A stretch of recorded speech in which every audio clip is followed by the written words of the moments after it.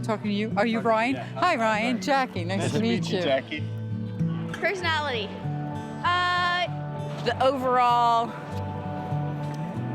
What's personality? Very diverse thing, I would say. How would it? It's interesting.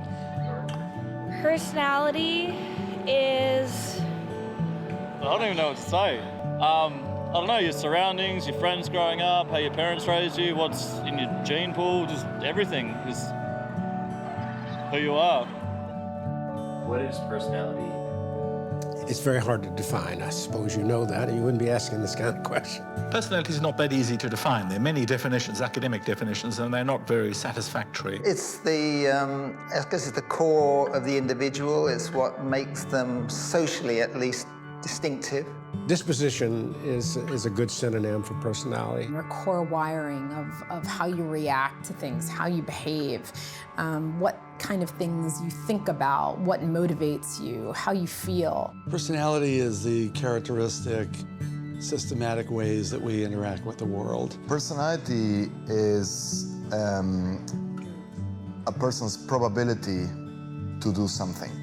You'd say somebody has a particular type of personality, means they behave in a particular type of way, they nearly always behave in that type of way, and they do so consistently over time and across situations. Personality affects everything that we do. It affects how we view the world, how we interpret what we see. There is real value in understanding why someone ticks the way they tick. Personality psychology is about the nature of human nature.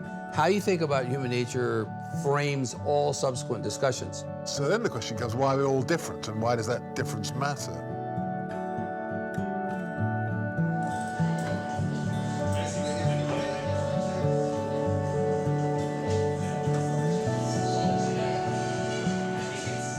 Human behavior is essentially social or interpersonal. And throughout an analysis of all forms of societies and civilizations from very ancient times until our days, there are three constant characteristics. Number one, that people have always lived in groups, and they will always live in groups. So essentially, we're social animals. Number two, that groups always have a hierarchy with a well-defined structure of power and somebody who's in charge, a leader.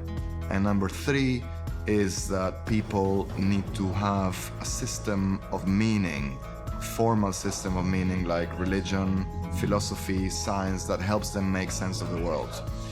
And as a consequence of these three well-known generalizations of human behavior, we know that there are three main motives or core drivers that people will always have. One is to get along with others because we are creatures of groups, if you will, of groups of people. And the second is to be successful, to get ahead within that group. Getting along is about bonding with other people, getting close to others, being appreciated, experiencing warmth, empathy. And we need to do this, whether it's with our romantic partners, our friends, or our work colleagues. Getting ahead is about competing with other people. And it's quite interesting that in any environment, including the workplace, there is a very complex tension between getting along and getting ahead.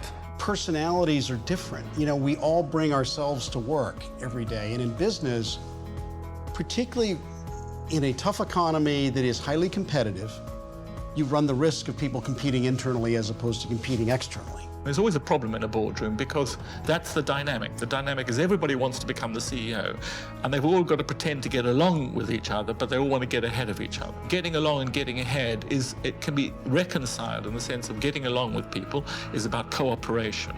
And getting ahead of people doesn't have to be about competitive in the win-lose sense, but can be in the win-win sense.